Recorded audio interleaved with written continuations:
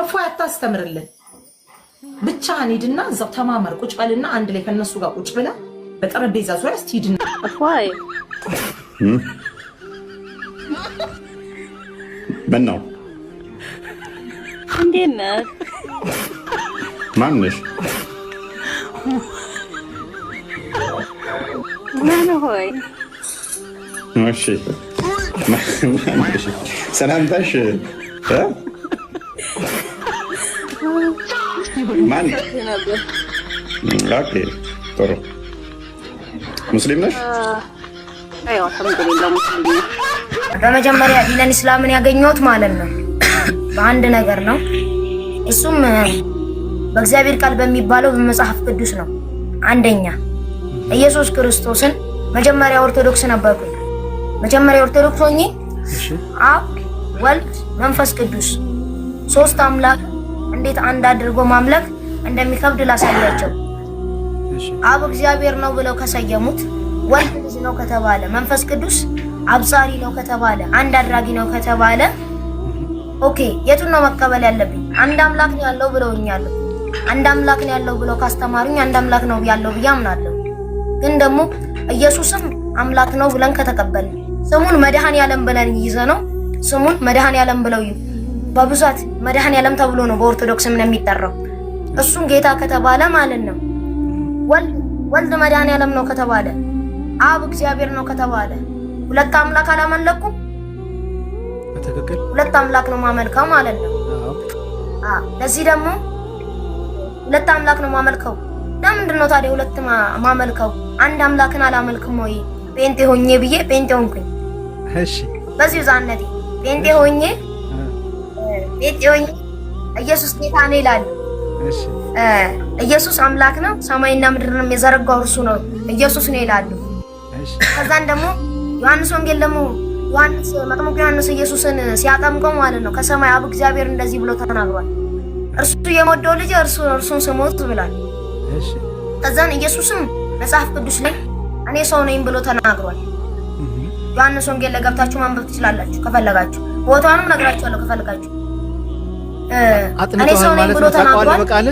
ሰው የሆነን ሰው ዮሐንስ ወንጌል ምዕራፍ 17 ቁጥር 20 ላይ ይናገራል። ሰው መሆኑን ይናገራል ኢየሱስ። እኔ ነብይ ነኝ ብሎ ዮሐንስ ወንጌል ላይ ነብይ ሆነንና ሰው የሆነን አምላክ እንዴት ነው ማምለክ የሚቻለው? አንደኛ ነገር በብዛት ደግሞ ከባይብል ውስጥ የሁሉንም እምነት ስናየው ደግሞ አምላካቸው ወይ ሁለት ያረጉታል ወይ ሶስት ያረጉታል ወይ ደግሞ አራት ወይ በቃ አላህ እንዲህ ድብልቅልቁን ያወጡታል። መሆን የለበትም። ከባይብል ከትክክለኛው ባይብል ደግሞ ብንረዳ አንደኛ አምላክ ያልሆነውን አምላክ ነው ማለት አንችልም። ለምን? አንድ አምላክ ነው ያለው በሰማይም ያለ ከአርሽ ሁሉ በላያት ያለና የነበረ የሚኖርም ለዘላለም። በዲነን እስላም ብንመጣ ደግሞ ቁርአን ይናገራል ቁል ሁወላሁ አላሁ ሰመድ ለም የሊድ ወለም ዩለድ ወለም የኩን ለሁ ኩፉወን አሐድ። አላህ እኮ ቢጤም የለውም ሸሪክም የለውም፣ ከምንም ፈላጊ አይደለም፣ አይወልድም አይወለድም፣ ለእርሱ አንዳች ነገር ቢጤም የለውም ምንም የለውም። እኛ ወደ አላህ ልንጠጋ እንችላለን።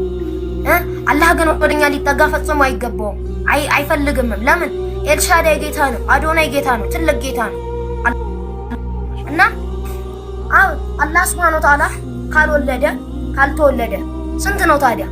አንድ ነው፣ ያለና የነበረም ነው። በሳይንቲስቶችም የተረጋገጠ ዲነን እስላም እውነት መሆኑን ሳይንቲስቶችም አረጋግጠውታል። ይሄንን ደግሞ ማለት ነው ማስረጃም አለን። አሁን እንደውም በቅርብ ቲክቶክ ላይ ቪዲዮዎች ላይ በብዛት ተለቆ ነበረ። ሳይንቲስቶች ተመራምረው ጨረቃ ሁለት ቦታ ተሰንጥቃ ነበር። የነብዩ መሐመድ ሰለላሁ ዐለይሂ ወሰለም አላህ ሱብሓነሁ ወተዓላ ረድቷቸው ያሳያቸው ታምር ነው። ጨረቃን ሁለት ቦታ አድርገዋታል። ይሄ ደግሞ ማለት ነው ዲነን እስላም ቁርአናችን ይናገራል። ይሄንን ቦታ መጽሐፍ ቅዱስ ይናገራል ወይስ ምን ይናገራል? አይ ታምራት የሰራ ሁሉ ጌታ ነው ብለው ሊቀበሉት ነው። ነብዩ መሐመድ ታምርን ስለሰራ ጌታ ነው ብለን አልተቀበልነው፣ ሰው ነው። ለምን? ነብዩ መሐመድ የእፎይን ጉድና ቅሌት ተመልከቱልኝ። የሱ ተከታዮች በሌሉበት ሰዓት፣ አሁን ተከታይ ቁጥሩ በበዛ ሰዓት፣ በዚያ ሰዓት እንኳን ክርስቲያኖች ምን ይሉት እንደነበረ በዚህ ቪዲዮ መገመት እንችላለን። ተመልከቱት። ኦርቶዶክሳውያን ግን ማወቅ ያለባችሁ የህትመት ስህተቶች ወይንም ደግሞ መጽሐፍ ቅዱስ ላይ የሆኑ ጥቅስ ቢወጣ የሆነ እትም ላይ የሚያስደነግጠን ነገር አይደለም። ምክንያቱም እኛ ከመጽሐፍ ቅዱሱ በላይ ቤተክርስቲያን ላይ እምነት አለን። ትልቅ እምነታችን ቤተክርስቲያን ላይ ነው። ስለዚህ በህትመት የሚመጡ ስህተቶችን እንደ ትልቅ ችግር አንቆጥራቸውም። ህትመት የቁጥር ስህተቶች ሊመጣ ይችላል፣ ወይንም ደግሞ የጽሁፍ ስህተቶች ሊመጣ ህትመት ላይ ብቻ የሆነ ስህተት ሊገኝ ይችላል። እሱኛል መልካም። በመጀመሪያ ደረጃ ቪዲዮውን በደንብ አርጋችሁ አካውንቴን ከዋርኒንግ አውጡት። እፎይ ማለት ይህ ነበር ያኔ ተከታይ ሳይኖረው። ዛሬ ስለ እስልምና የሚቀባጥረውን ነገር ተውትና ስለ ክርስትና እንኳን ትክክለኛ መልስ መስጠት የማይችል ሰው ነው። እንግዲህ ተመልከቱ፣ ስለ መጽሐፍ ቅዱስ የሰጠው ቃል እጅግ በጣም የሚገርምና የሚደንቅ ነው። ማለት በዚህ ሁኔታ እንዴት መጽሐፍ ቅዱስ እንደዚህ ብሎ መግለጽ ከሱ አይጠበቅም።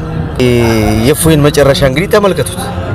ዛሬ ላይ ግን ከጀርባው ተከታዮች ሲበዙ የሱ አይነት ጽፈኞች በበዙ ቁጥር እንግዲህ የሰው መጽሐፍ እንኳን ገልጦ ፈርዳለሁ እስከ ማለት ደረጃ የደረሰ ሰው ነው።